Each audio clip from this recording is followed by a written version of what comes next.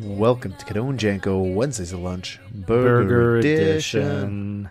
This week, Matthew and I went up to Little Italy to visit Chez Tousignant at 6956 Drolet, just a block over from Saint-Denis and a couple blocks south of Jean Talon. Matthew, had you ever heard of Chez Tousignant before? When was the last time you even went to Little Italy? I didn't even know we had a Little Italy. Is this a new thing? And No, did it not just at all. Spring up overnight? Not at all. Not at all. Little Italy. It's a neighborhood that's been around for quite some time. I've heard of Chinatown. Yeah. Stay away from that. Now I have another place to stay away from. What about the Latin Quarter? Yeah, I've always heard about it. I never really thought about what it entailed.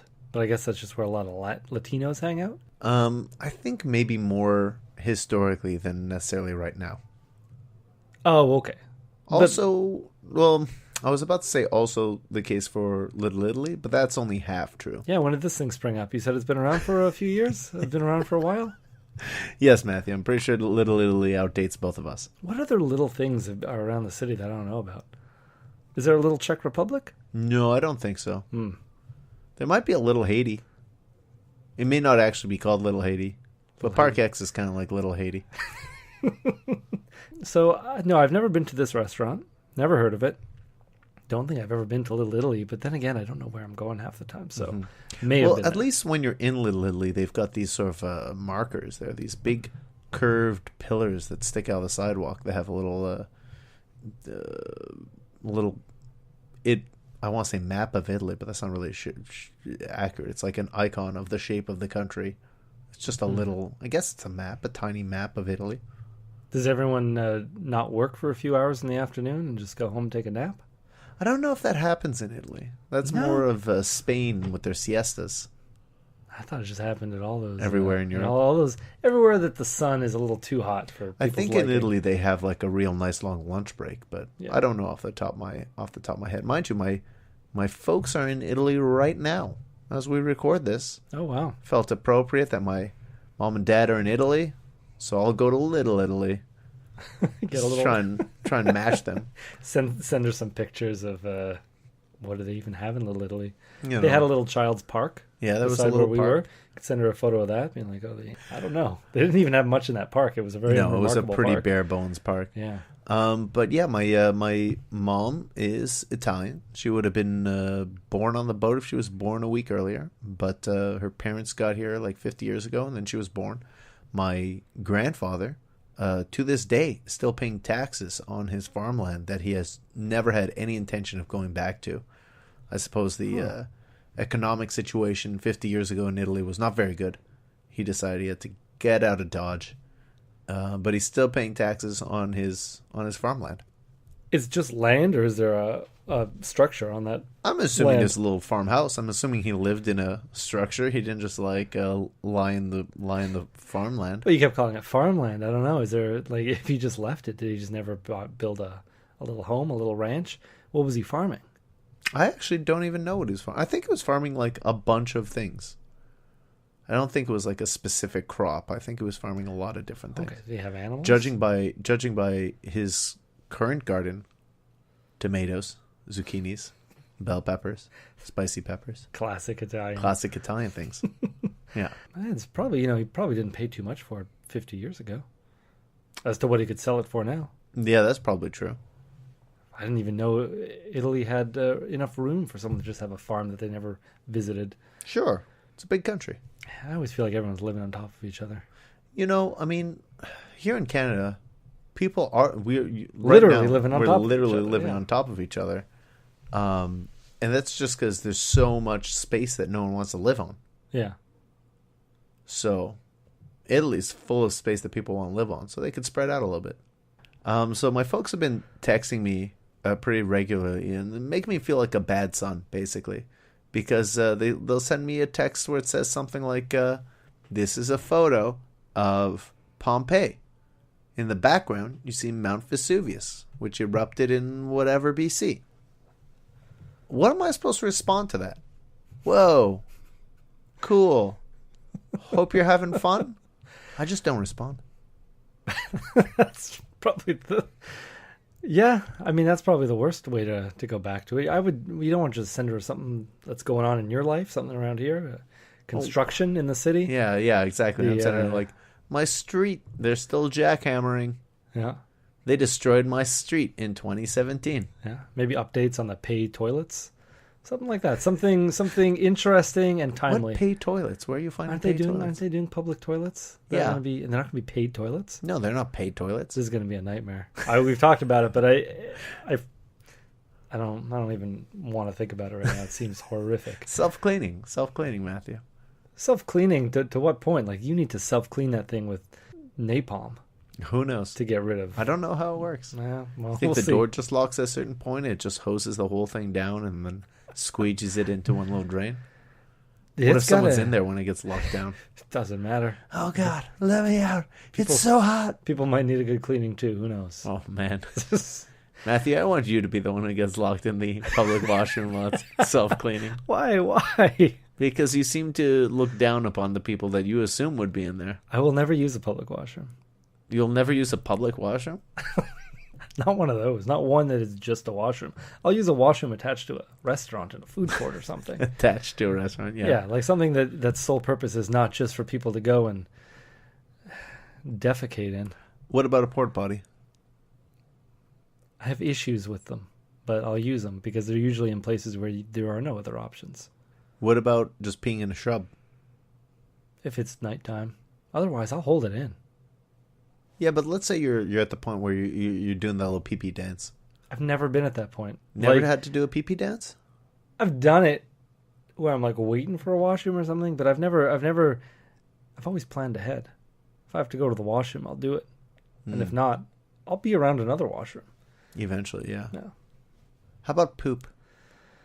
That's well. What do you mean? What about it? I've always been fortunate enough to find a toilet in time. What about a porta potty? Would you poop in there? Yeah. I don't think I'd poop in a porta potty. You'd have to. Well, what would be your options? Honestly, in your pants? I can just not poop for a day plus. Okay, sure. And that's not me like actively holding it in. That's my body. When I could be at work all day and kind of need to poop, but I don't really need to poop. Yeah. But then as soon as I unlock my front door and get home, whew, it's a race. It's like my body's like, oh, this is where we poop. Yeah, your door and your bowels are unlocked at the same time. That's it. Okay, so it's a mad race. But I'm talking like you have the flu. You come down with something where your stomach is just rumbling. Yeah, bubbling. Oh yeah. You'd use a porta potty. Oh yeah. In a pinch, I'll use a porta potty. Yeah. So my folks are in Italy. They're shaming you. They're texting me every now and again different photos. My mom sent me a little video where the sound was all garbled of them sort of zipping through Italian countryside. Okay. Phone out the window? No, they were in a convertible. And then my mom sent me a photo of my dad in a Ferrari with a big smile. I was like, were you guys in that Ferrari? And that was one of the few texts I had because I was curious about the answer to that. Yeah. And yes, they were. So yeah, my folks are in Italy for 3 weeks, traveling from north to south. I assume they're going to visit my grandfather's farm. Yeah, see what 50 years has done to it. Yeah, see what happened to it. So that this is their anniversary? This year was their 35th anniversary, yes. So they're going there to do a bunch of 50 years worth of gardening and weeding? Yeah, exactly. Mowing a lot of lawns? Yeah, one big farm lawn? Yeah. So I wonder, I mean, part of me kind of hopes that someone else has just sort of has squatters' rights or whatever, has moved into my grandfather's farm. And, you know, imagine if you're the neighbor and it's like, well, that guy's been living there 20 years. The taxes are always paid, so we didn't really question it. Lawn's always mowed. Yeah. There's always bird seed in the bird feeder. Okay, sure. Do they have birds in Italy? Sure, Matthew. Okay. Yeah, they have birds everywhere. Birds fly from place to place, so they'll go anywhere. Yeah, I'm curious how the farm's doing. Yeah. Apparently, this is a farm that's going to be. I think my understanding is that it's going to be left to the next generation, or perhaps the generation after that. I'm not sure how exactly it's working. Are you part of that generation? I'm not sure if it's if I'm a step away from getting a farm, or if I'm getting a farm. You're going to inherit something when I would inherit this farm, but it would still probably be split amongst all the grandchildren. I'm getting like an 11th of a farm. Oh, there's a lot of cousins then. Yeah. How do you think this is going to work? Maybe it's to the last surviving cousin? Well, that seems like a waste, doesn't it? It does seem like a waste, but and also, I'm the second oldest. I don't like this idea because then I'm not getting a farm. Well, it puts forth some healthy competition, I think. I suppose. Oh, maybe that's it. We should have some sort of competition. Oh, yes. Yeah, so like a weekend where all the cousins go down? We all go down and like see who could farm it the best? I guess. There could be a bunch of different competitions, like classic, traditional Italian competitions. And your grandfather could be in charge. So what? We gotta like do some bricklaying and plumbing? Like, what do we gotta do? What do Italians... what are traditional Italian... We'll all toss dough up into the sky and see who turns into most of a pizza? Yeah, you could yell at people. Whoever yells the best, shaking their fist. Whoever finishes a big bowl of pasta first. The fastest. The fastest, yeah. Whoever can communicate the best with their hands, but not with their words. Oh, man. There's so many. There's got to be so many things. Meatball making competitions, sausage making competitions. It's all food related. They're mostly going to be food related. Yes. I mean, I guess we could like see who could perform Pagliatti the best. I think you need to. We're all dressed as crying clowns singing in the farmlands of Italy. Pagliacci? I think it's Pagliacci. I think so. We saw that once in high school. Yeah, I think we did. We saw Pagliacci in high school. It was like our English class wanted to culture us up a bit. And we went to the opera. Yeah. And we all sort of wore suits and stuff. We kind of dressed to the nines. I was really happy to have gone see Pagliacci. Yeah. It was a nice performance. I would love to see you and your brothers and a bunch of cousins I've never met just all dressed as sad clowns. Oh, boy. I mean, it sounds like a full weekend. Play soccer? Yeah, that seems like that is an actual competition. I mean, they have soccer games. That's true. I feel like you need to do things that are out of the norm or really old. Like, what are some of the first competitions that you'd have to go do some history? Like maybe classic Olympic style things? Classic Italian like, Olympics. Yeah, I don't know what the Italian Olympics would be. I don't know, when do you get your bodies really greasy and then you wrestle? Well, that's Greco-Roman wrestling. That's more Greek. Still, though, you could probably throw on a bit of grease and just do some wrestling. It would be olive oil. Oh, there we go. There you go. Okay, we've got it all mapped out then. Yeah, it's gonna be mostly food related. Maybe some gondola piloting. You need to spearhead this, I think, and get a group going on Facebook and get all your other cousins in. And eventually, word will spread. Yeah, and in 3 years from now, we'll be like, it is time, and we'll all fly out to Italy. Just like throw dough in the air and eat some meatballs. Compete for the farm. Compete for the farm that I don't know if anyone really wants.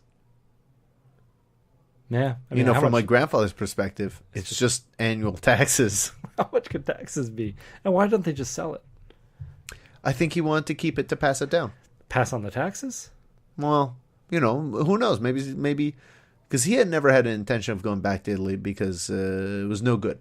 It was no good. He didn't want to stay there. But maybe, with time, the economy could rebound and that farm will be worth a lot of money. How does he think about your parents going to visit Italy as a vacation place, a vacation spot? Well, I think he's A-okay with that. Yeah. Yeah. But he was like, it wasn't good enough for him to live in it, but now for them, it's good enough for them to vacation in. Yeah. Well, they're only spending 3 weeks. My mother has never been there in 50 years, and she's spending 3 weeks there. I think it's fine. All right. I think it's fine.